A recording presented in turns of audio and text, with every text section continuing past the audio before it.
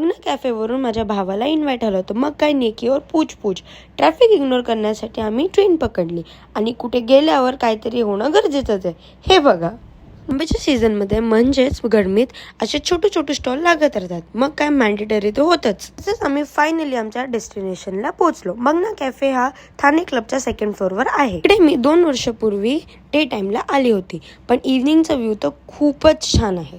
इकडची जागा तर खूप कम्फर्टेबल आणि कोझी आहे. आंब्यांचं तर काय बोलायचं, डेटसाठी तर परफेक्ट जागा आहे.